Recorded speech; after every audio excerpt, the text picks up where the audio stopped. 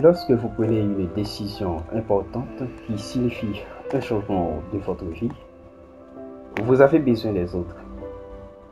Prenez par-dessus, tout cela est le bouclier de la force, avec lequel vous pourrez éteindre tous les traits enflammés du malin ou de vos ennemis. L'ennemi peut tout faire pour vous sortir de l'héritage de votre bien-être, juste pour en quelque sorte vous empêcher de vous fortifier.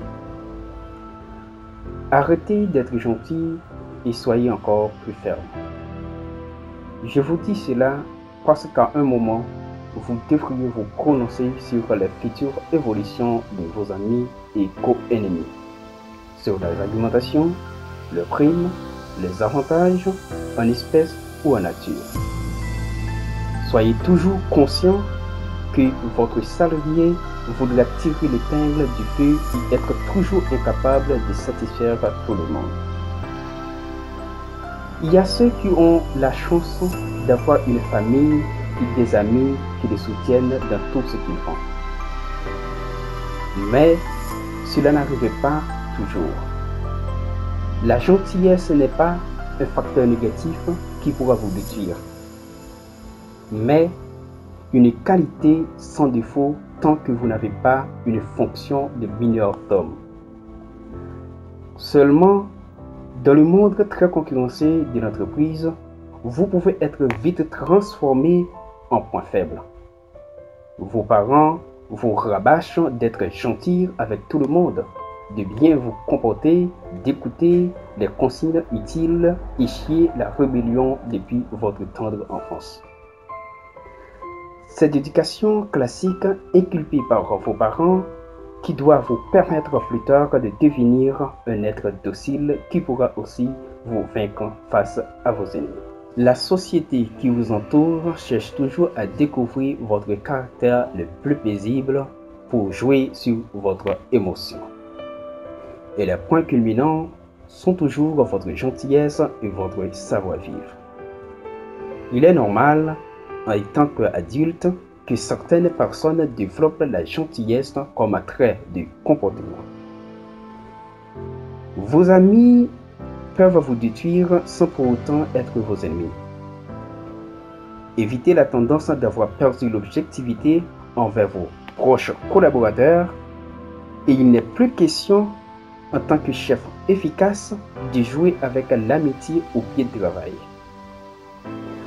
Vous devez en tout cas faire la différence entre les affaires et les relations.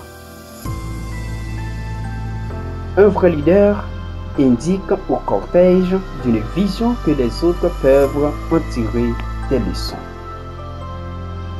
Je ne suis pas en train de vous dire que pour être fort, vous devez être méchant ou détestable, mais qu'un minimum de fermeté de votre part pour garder les troubles à distance est nécessaire. Même si pour cela, vous devez vous faire violence et prendre des décisions désagréables. Mais au début, il soit difficile de devoir lutter contre ceux que vous avez chez vous.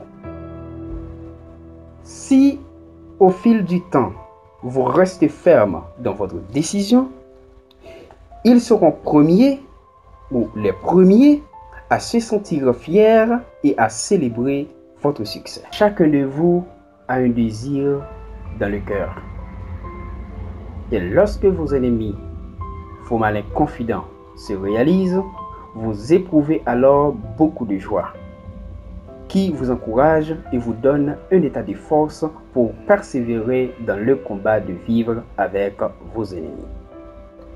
Et si ce n'est pas le cas, vous aurez laissé sur la route ceux qui ne veulent pas le meilleur pour vous. Mais il peut arriver dans votre vie que vous passiez par des déserts, que même Dieu ne peut pas vous conduire toujours sur des chemins faciles.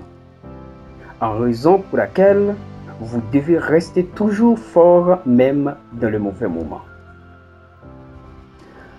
Le monde peut rester calme et joyeux quand tout va bien. Mais lorsqu'une épreuve se dresse devant vous qu'une lutte s'engage, quel va être votre comportement?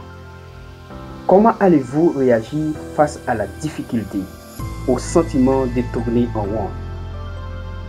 Toutes ces épreuves, parfois, ne sont que des tests, des opportunités pour prouver à quel point vous êtes qualifié et prêt à passer à un niveau supérieur.